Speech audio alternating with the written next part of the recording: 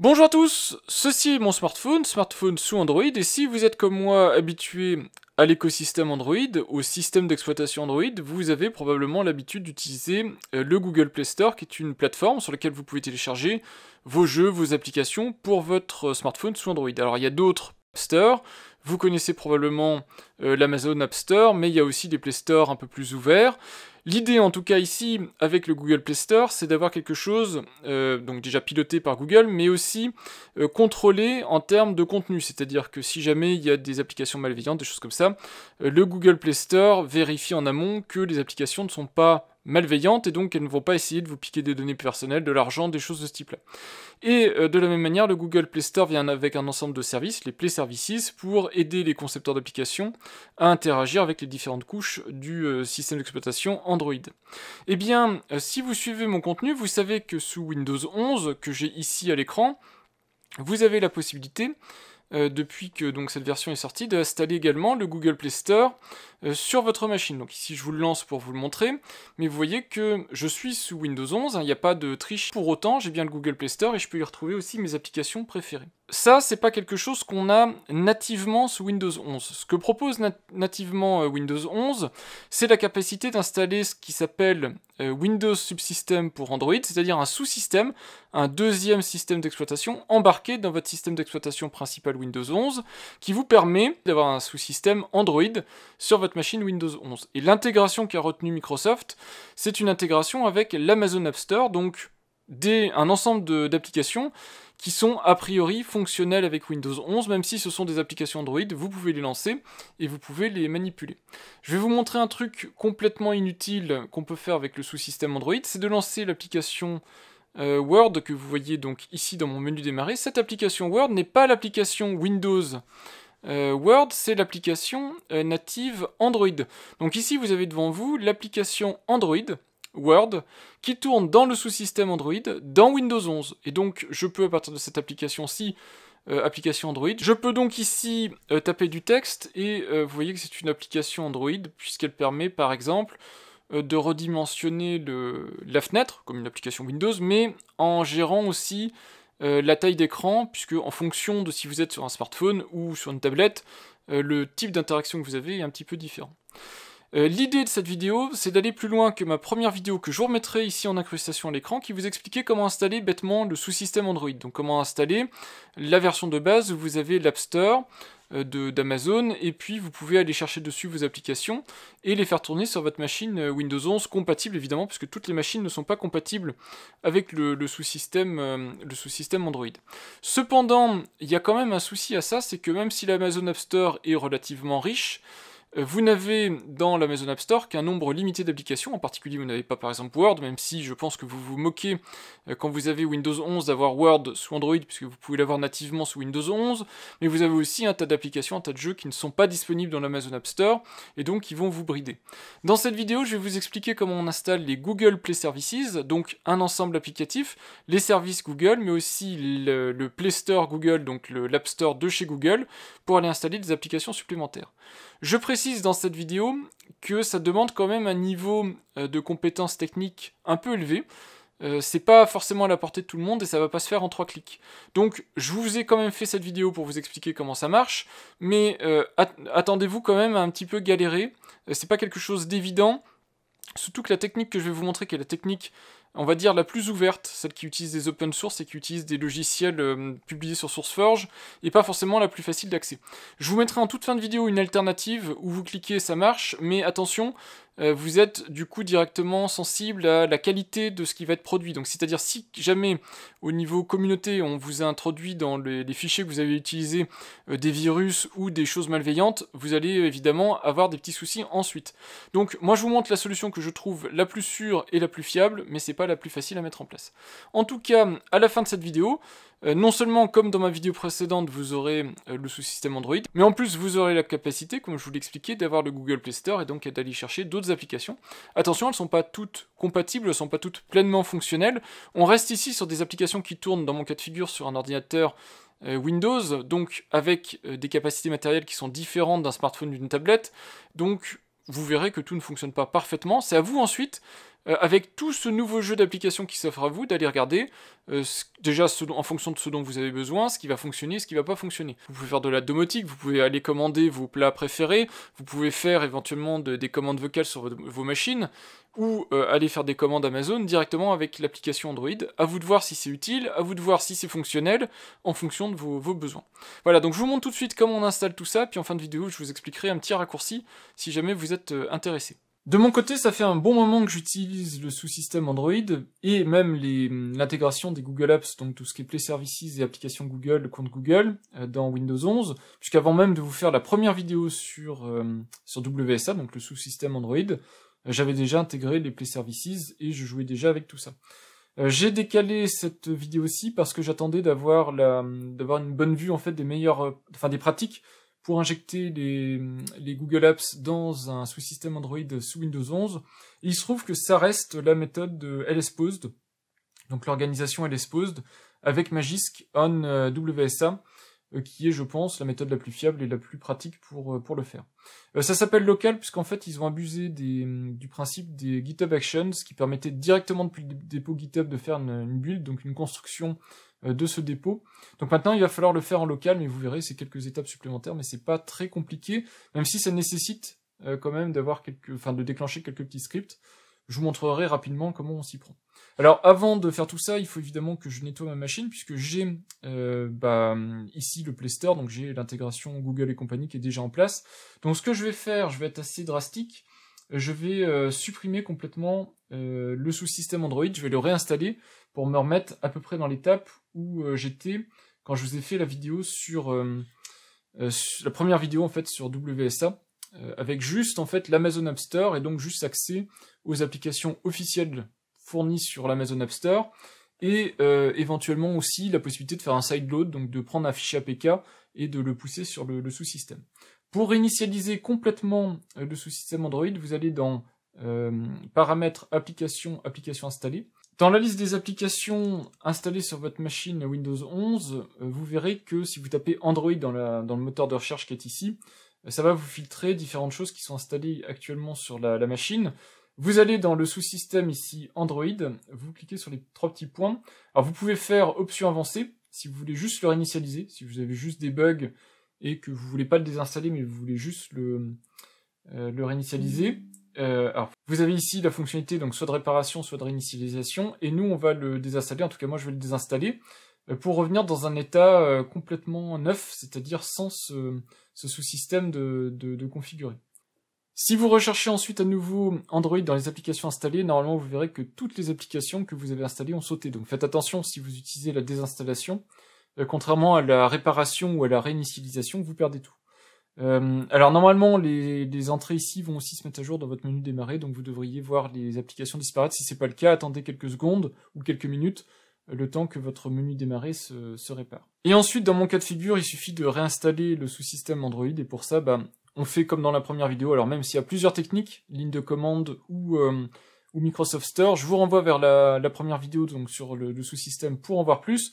Moi j'utilise la technique du store. Alors d'ailleurs j'en profite pour repasser sur le Microsoft Store et d'aller sur l'Amazon App Store pour réinstaller le sous-système Android pour vous montrer que la note est assez mauvaise. 1,3 sur 5, je crois que les notes sont sur 5 sur le Play Store.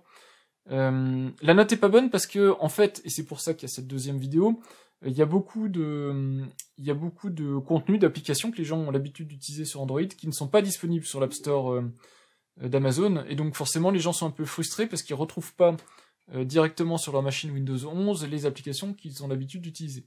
Dans cette vidéo, donc, vous allez pouvoir réinstaller des applications plus classiques, on va dire, disponibles sur le Play Store de Google, mais faites attention, toutes les applications vont quand même pas être parfaitement compatibles, ça reste une espèce d'émulation quelque part d'un système Android, donc ça fonctionnera, mais vous pourrez pas tout faire, évidemment, l'accès aux puces NFC, quelques petits principes autour du Wi-Fi, du Bluetooth, des échanges de fichiers, des trucs comme ça ne fonctionnent pas correctement.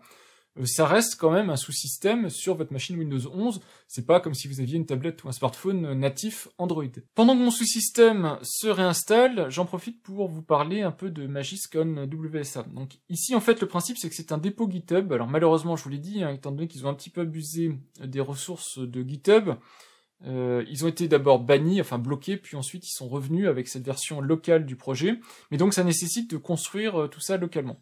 Alors moi je l'ai déjà en local, mais en fait je vais supprimer complètement le répertoire que j'ai ramené, de manière à vous expliquer, vous réexpliquer en tout cas dans le détail comment vous y prendre. Donc dans mon cas de figure, j'avais mis ça dans mon utilisateur Windows. Voilà, donc vous le voyez, je l'ai ici depuis le 28 septembre. Donc je supprime ça, et une fois que ce sera supprimé, je vais retélécharger depuis GitHub le projet, et on refera la construction. Donc vous allez sur l'URL que je vous aurais mis de toute façon en description, donc c'est l'URL de GitHub de l'organisation LSPOSED Magisk on WSA local, et vous avez de toute façon ici la liste des choses qu'il faut faire pour pouvoir télécharger en fait, télécharger, non seulement télécharger le dépôt, mais en plus derrière construire tout ça.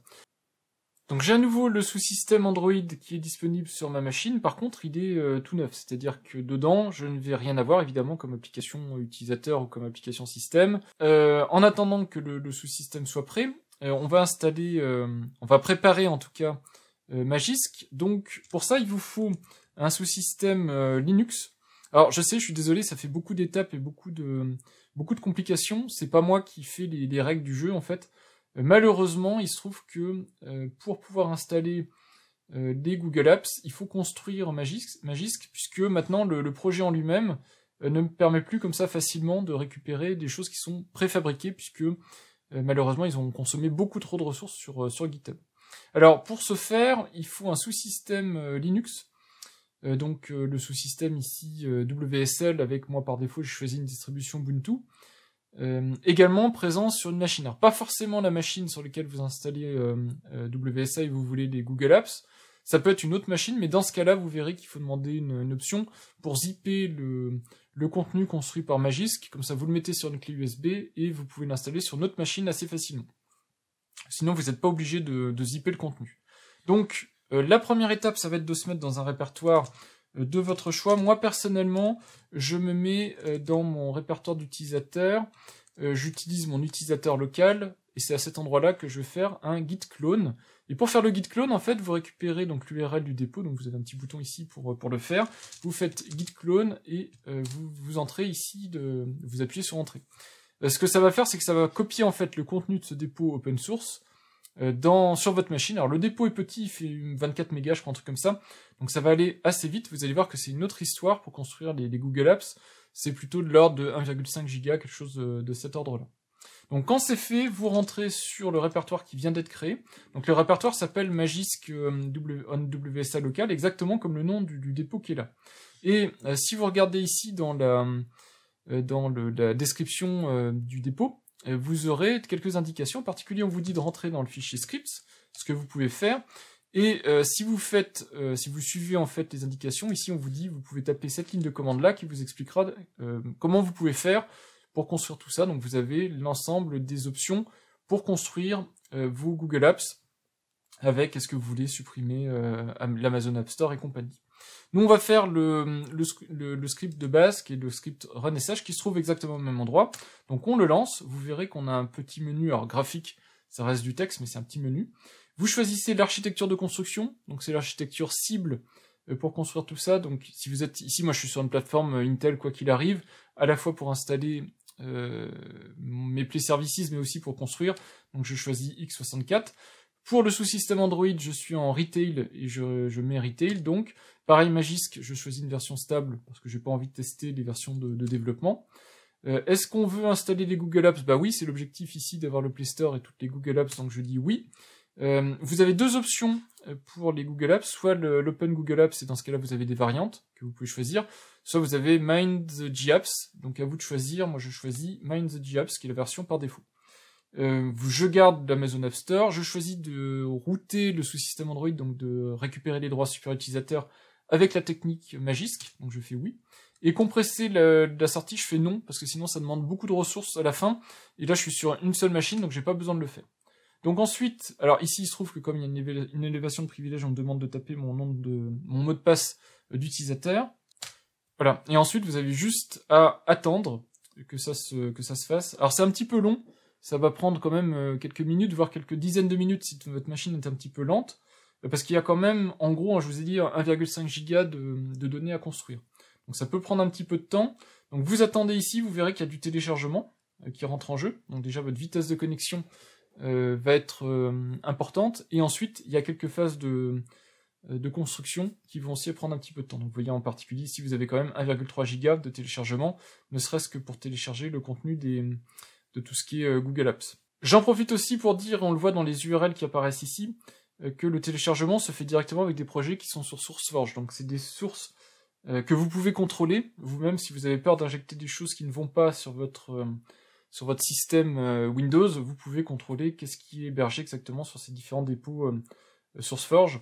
C'est aussi l'intérêt de ce projet. Le Magisk est open source et les différentes ressources viennent de ressources qui sont décrites, que vous pouvez contrôler, donc que vous pouvez surveiller si vous avez une quelconque inquiétude. J'en profite aussi pour préciser que ce que vous téléchargez ici, si les versions ne changent pas, etc., et que vous devez reconstruire vos Google Apps, parce qu'il y a des nouvelles versions ou que vous voulez réinstaller sur notre machine, du coup vous allez économiser ce temps de téléchargement, si jamais il n'y a rien qui change. Évidemment, s'il y a des versions qui changent, dans ce cas-là, il faudra les retélécharger, et le script s'occupera de reconstruire. Donc ici, vous avez les résultats du téléchargement, donc vous avez ces 5 entrées qui ont été téléchargées, et ensuite, vous avez les différentes étapes pour patcher et créer les différentes applications qui vont pouvoir être installées sur votre sous-système Android. Voilà, ici il m'a rendu la main, ça a mis, vous avez vu, 5 minutes a priori. Si jamais vous choisissez de zipper le contenu, ce qui va être obligatoire si vous voulez transférer donc le résultat de ce qui a été produit sur une autre machine, si par exemple vous avez une machine assez puissante pour construire ça rapidement, et que votre machine Windows 11 est plus légère, un ordinateur portable ou autre, ça sera beaucoup plus long, parce qu'évidemment la compression c'est quand même un gros fichier qui va devoir être compressé, donc là il faudra un petit peu de temps. Une fois que c'est fait, vous pouvez ouvrir votre explorateur de fichiers. On va se rendre à l'endroit où on a généré tout ça, donc moi je vous l'ai dit, je l'ai mis dans mon utilisateur Guillaume, de ma machine Windows 11. Donc vous allez ici, vous allez sur Magisk, et vous allez dans la section Output. Dans la section Output, vous verrez ici le répertoire qui a été créé, alors en fonction de vos choix, ici vous voyez qu'il a généré un nom avec la version, etc., et le type de release qui a été fait, et vous avez dedans tout ce qu'il faut pour installer vos Google Apps en fait dans le sous-système Android. Donc on arrive en fait à l'étape 10 ici, puisque je vous ai sauté toute l'étape compression, décompression et tout ça. Vous avez ici le fichier run.bat. Donc ici on vous dit bien que vous pouvez le lancer plusieurs fois, ce run.bat. À chaque fois ça conservera vos données utilisateurs. Donc s'il y a besoin éventuellement de régénérer les Google Apps avec une version plus récente, etc., vous pouvez sans problème exécuter tout ça. On vous conseille également de désinstaller l'installation officielle WSA, mais moi comme je reste sur une version stable, j'ai pas besoin. Mais si vous basculez, vous passez sur quelque chose de plus en release preview et tout ça, et que vous n'étiez pas avant, on vous conseille de faire le nécessaire. Et enfin, on vous dit si jamais il y a un souci, et que en cliquant sur le run.bat qui est ici, vous n'avez pas une élévation de privilège, dans ce cas-là, il faudra rejouer le fichier install.ps1 qui se trouve être ici. Donc moi je double-clique sur le fichier run.bat. Normalement, tout devrait se passer pour le mieux, donc je devrais avoir une élévation de privilège, et on devrait voir ici le script se jouer. Donc ici, c'est un script PowerShell en fait. Donc c'est quasiment la même chose que exécuter directement le install.ps1. Donc vous allez voir ici le script s'exécuter, donc élévation de privilège, donc tout va bien, c'est ce qu'on voulait.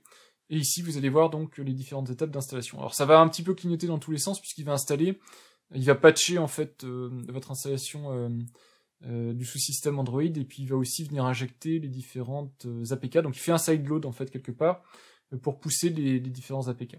Voilà, donc on vous dit ici all done, vous voyez que ça a été rapide, en fait il a déployé tout ce qu'il fallait pour pouvoir démarrer tout ça.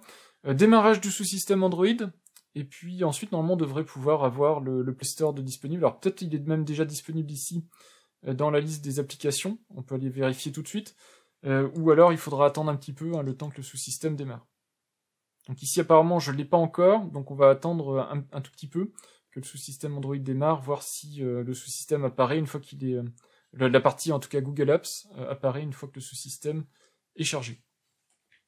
Dans mon cas de figure, j'ai redémarré la machine, et oui, on a beau être sous Windows 11, il y a encore des cas où il faut redémarrer pour essayer de résoudre certains problèmes. En tout cas, malheureusement, j'avais pas le sous-système Android qui avait fini correctement de s'installer, en tout cas il n'avait pas fini du tout de s'installer. Donc j'ai redémarré et ça a déclenché dans la zone de notification la petite information comme quoi le sous-système Android finit de s'installer. Et dès que j'ai eu ça qui a fini de s'installer, j'ai instantanément le Play Store qui est apparu dans ma liste d'applications, mais j'ai pas que le Play Store qui est apparu, j'ai aussi du coup l'Amazon App Store qui était absent puisque le sous-système Android était comme neuf et n'avait pas eu encore le temps de s'initialiser. Alors pour finir donc et pour aller ouvrir le Play Store, vous pouvez, alors moi je l'ai épinglé dans le menu démarrer, mais je vous montre, vous avez juste en fait à chercher Play Store dans votre moteur de recherche du menu démarrer de Windows 11, vous sélectionnez Play Store. Évidemment, la première fois que vous lancez une application, quelle qu'elle soit, donc ici c'est le Play Store, vous avez le démarrage du sous-système Windows pour Android. Ensuite, les applications démarrent beaucoup plus vite, mais la première fois où vous le lancez, ça prend un tout petit peu plus de temps, évidemment, le temps que tout s'initialise correctement. Pour la dernière étape, et je sais que c'est pas idéal, je vous filme mon écran, mais j'ai pas le choix. Tout simplement parce que mon logiciel de capture, il prend en fait la main sur le système, je pense à mon avis, d'export d'affichage du sous-système Android. En fait, ce que je pense, c'est que le sous-système Android, comme le sous-système Linux avec WSLG, l'affichage est exporté et réaffiché en tant qu'application Windows. Et donc moi, comme je capture au niveau bas de niveau, en fait, je capture mon écran, et bien du coup, ça fait que tout le sous-système Android crash. Donc je suis obligé de vous montrer comme ça. Tant pis, malheureusement, je finis la vidéo sur là-dessus. Un jour, peut-être, j'aurai une carte d'acquisition et des choses qui me permettront de faire les choses de manière un peu plus professionnelle. En tout cas, vous voyez que ici, la partie Magix a fini de s'installer et m'a ouvert automatiquement le Google Play Store. Alors il me l'a ouvert, j'ai eu des petites notifications pour me dire que c'était la fin de l'installation du sous-système. Donc quand vous en arrivez là, très naturellement vous vous connectez à votre compte Google. Donc vous mettez vos coordonnées ici. Donc soit vous créez un compte Google sur mesure, soit vous mettez vos propres coordonnées de votre compte Google. Personnellement, j'ai de la double authentification, donc j'ai passé aussi, j'ai caché en fait cette étape-là puisqu'on me demande mon nom et mes coordonnées, mon adresse mail et tout ça. Et vous allez ensuite arriver ici sur la partie transfert de données. Normalement, il n'y a rien à faire de particulier, et là, vous avez le sous-système Android qui est démarré.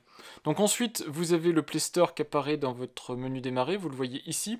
On peut lancer le Play Store, et normalement, vous allez avoir un Play Store fonctionnel, puisque vous aurez un compte Google qui va être attaché à cet ordinateur-là. En fait, comme vous pouvez avoir n'importe quelle machine sous Android. Donc du coup, ensuite, vous pouvez installer des applications directement à partir du Play Store ou à partir d'une autre machine dans laquelle vous demandez à installer sur cette machine-ci.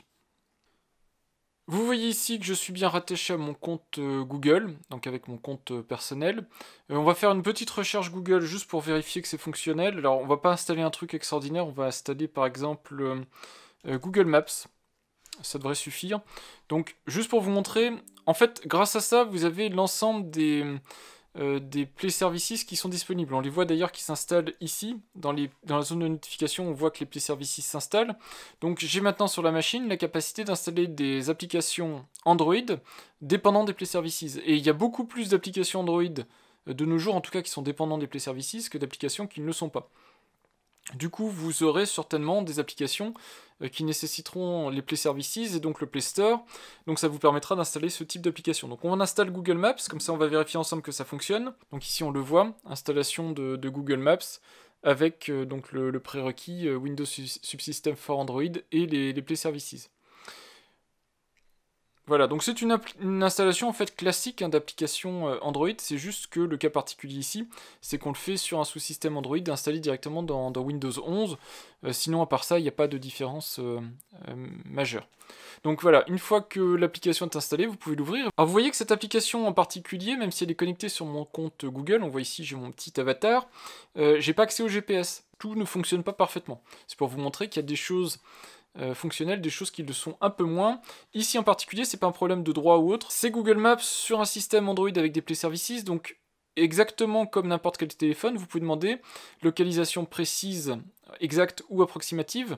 Évidemment, ça va dépendre de votre matériel. Ici, j'ai pas de GPS intégré sur l'ordinateur portable, donc il va me positionner au mieux, mais vous verrez qu'il me dira, de toute façon, que vous n'avez pas de GPS, donc je peux pas vous positionner précisément. Je vous montre pas plus que ça, mais vous voyez en fait que quand même il arrive un petit peu à s'en sortir, il me met bien lié à mon compte Google, il me met bien mes lieux préférés.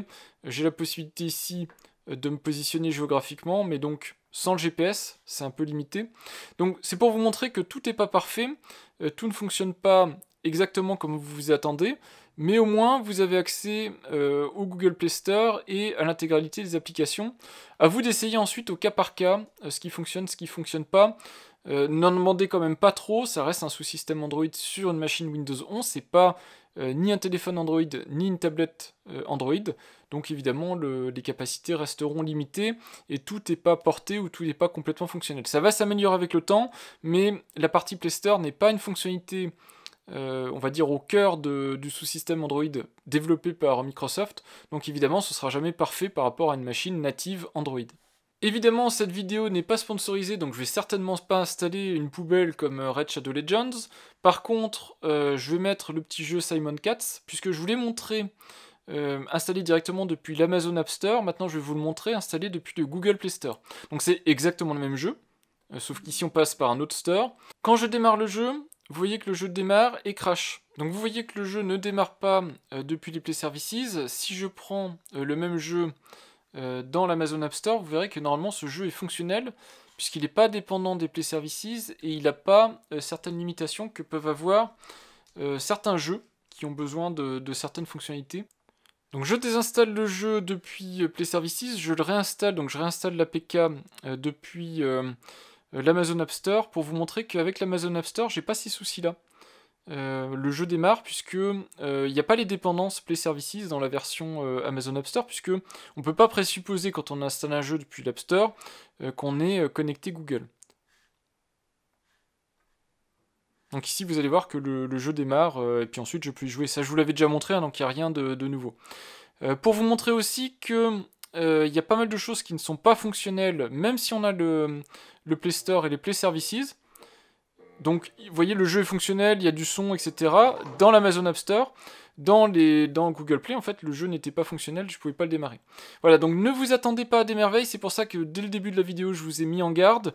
C'est intéressant comme expérimentation, si vous voulez agrandir en fait le panel des applications Android à mettre sur votre machine Windows 11, mais c'est pas un miracle.